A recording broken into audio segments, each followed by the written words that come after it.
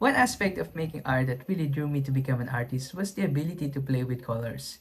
If you've ever tried coloring before, then you know that it's a really fun and relaxing activity. And in this video, I'm gonna show you how to use colors and how to mix them so that you can make your own unique artworks. I'll be using my preferred coloring material of choice. This is my watercolor pencils. I will show you how to mix colors using them. And maybe with this medium, you will also have an idea on how to mix colors using watercolors and using actual colored pencils, because this is sort of a hybrid between the two of them. And after I show you some of my ideas on color theory, we will be making an artwork using everything that we've learned. Okay, so for this tutorial, we have these materials: my trusty watercolor sketch pad, my watercolor pencils, and a water brush. This is a brush that has water in it, but I also dip it in water once I run out of water inside. I also have a rag here to dry my brush. Now, when using watercolor pencils, I highly recommend that you use watercolor paper for it, because ordinary paper won't be able to handle the water and the coloring on it. So I would recommend that you buy a watercolor paper.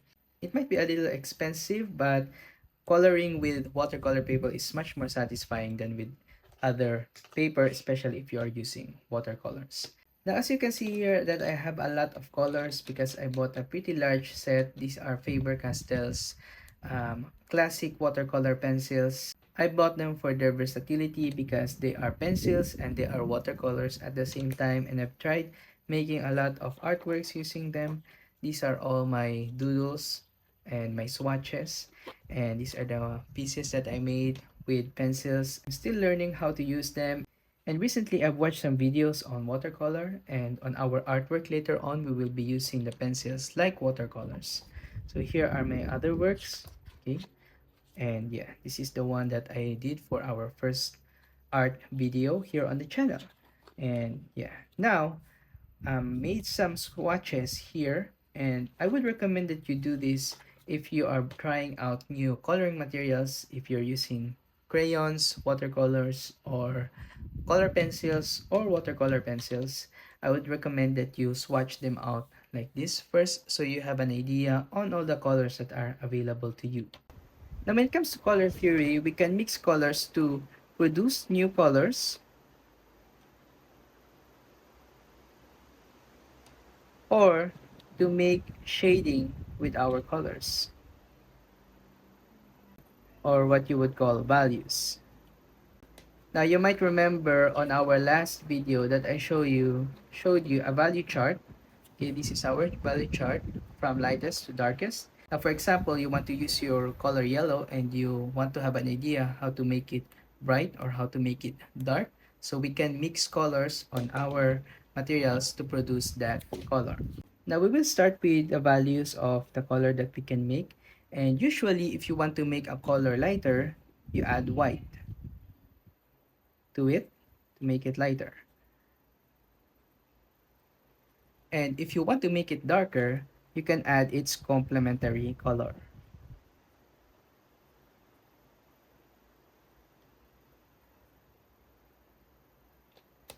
Now, for example, we want to do that with our yellow color. We just want to make a slight application of the color on our paper and make it darker and darker. Okay, just like that. And you can see here that this is the lightest value that we can make, and this is the darkest value that we can make just using the same color. Okay, so that's how you make your values from lighter to darker. Now, if you want to make this even more darker, you can add its complement, and you can see here on our color wheel, the yellow, the complement of this is the complement. It is adjacent to the violet, so we can add violet to make it darker.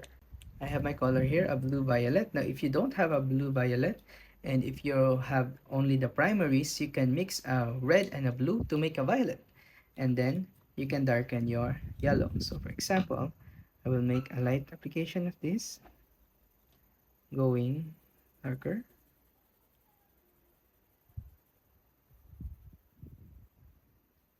And then we can add our yellow. And you will see this will produce new colors. Okay. Now, because these are watercolor pencils, we can use our water to blend this smoothly so that you will have an idea on what the colors that we made. So I will smooth this out. Okay, going from lightest to darkest so that I won't mix the color. And you can see it's really beautiful. And now we will also mix the yellow with the purple.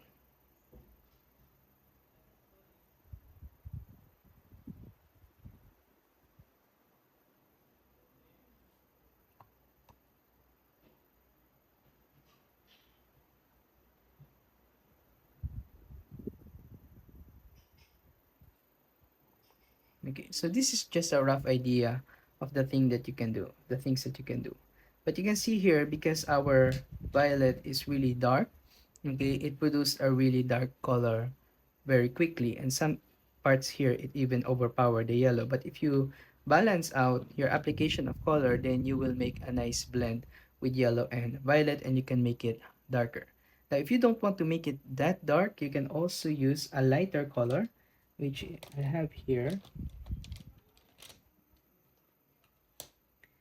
This is a light magenta, and you can see that it's also violet, but it's much more lighter than this one. So if you apply it a lot, it won't get as dark as that. Okay, so that's how you can adjust your colors. If you try mixing these two, it won't get that dark, but it will knock the vibrancy of the yellow. It will make it a little bit more duller. And sometimes you just want a duller of yellow color. Okay, so yeah, that is producing new colors. Okay, that is no longer about making values, but you get the idea. So if you want to darken a color, you can always use the complement of it. If you have watercolor paint, then you can mix those watercolors together. But if you have watercolor pencil, you can make a very light application, and then another light application of the color that you will be mixing, and it will mix in your eyes. Okay, you can alternate between these so that you can produce the new color that you want. Okay, now I will not show you everything about color pencil because I don't want to do this is a really tiring process, which is why I'm using water to blend my colors and not just application by application mixing them together. But that is how realistic art is made using color pencils. If you are watching YouTube, if you are seeing people making realistic art using pencils, that's how they mix their colors.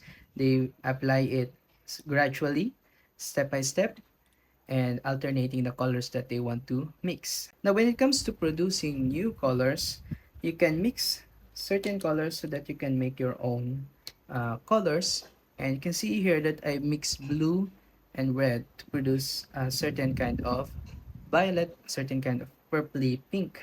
So that's what you can do with your colors if you have a much more limited set of colors.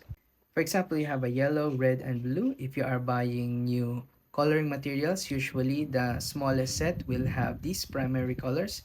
You can mix these three in varying amounts so that you can produce the color that you want.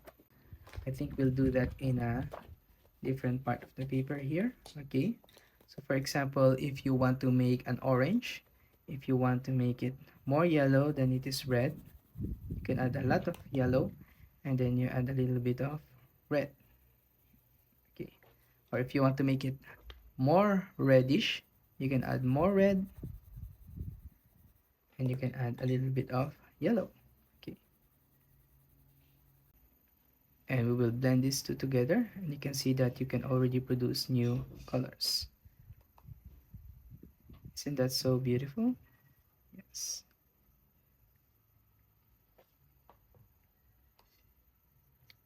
Now, what if you want to make a lighter orange? And because you already have a very dark colors here, you can try applying just a little bit, and it will make the white of the paper come out even more, which will make your orange much more pale.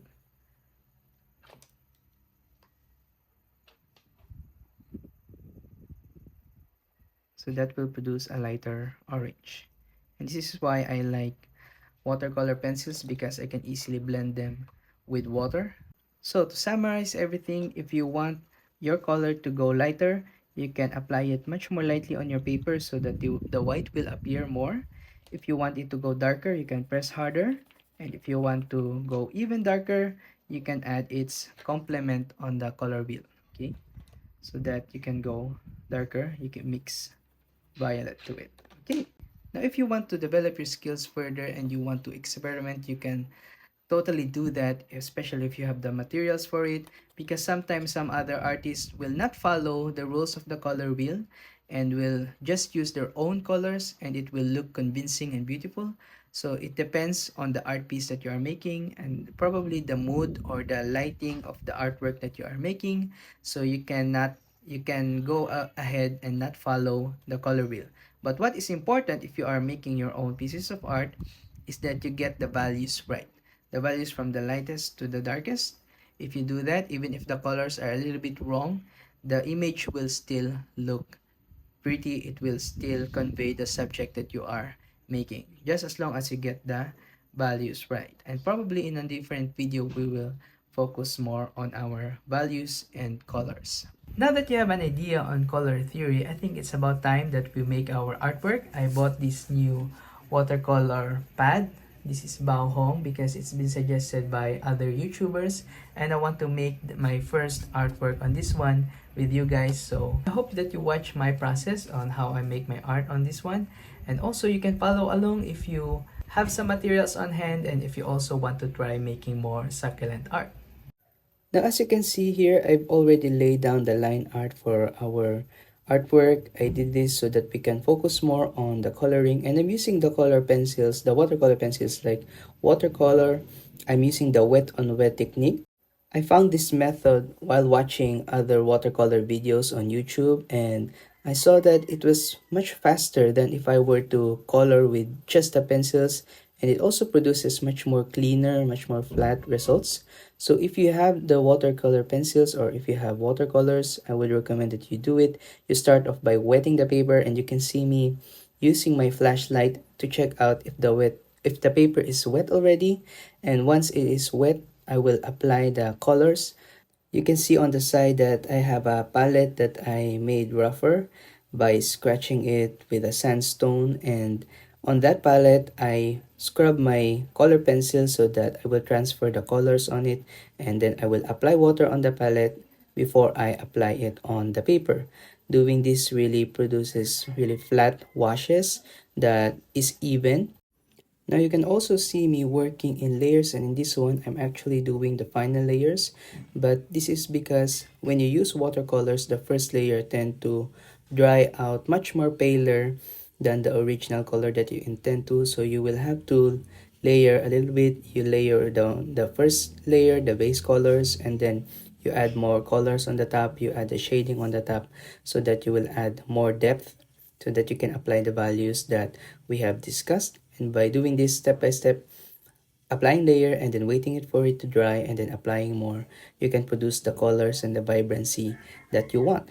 And finally, once you've already done all the coloring, you can go on with the background. I went for a slightly purpley blue color for the background to contrast with the warmness of the subject. Okay, so here it is. Okay, we've already finished our first artwork with this watercolor pad, and you can see that it's really nice. And yeah, I really liked how it turned out. This is actually my first colored illustration using this paper, and also actually my first true artwork, because yeah, I made some other pieces of succulents. I've colored some pieces of succulents, but I wouldn't say that they are really artworks because they're just copies of the photo. But this one, I added a little bit of composition. I added a subject, and I think there's a story in there. So I think that this is my first real artwork using watercolor pencils. So I hope that you really like the process that I did with this one, and I hope you try experimenting with coloring yourself. If you can buy watercolor pencils, or if you have any other mediums lying around, I hope that you try making them, and hope that it will give you as much joy as it gave me making this one. Okay, but I think that's about it for this video, guys. I will see you on the next video. Please comment down if you have any questions or any suggestions. Bye bye.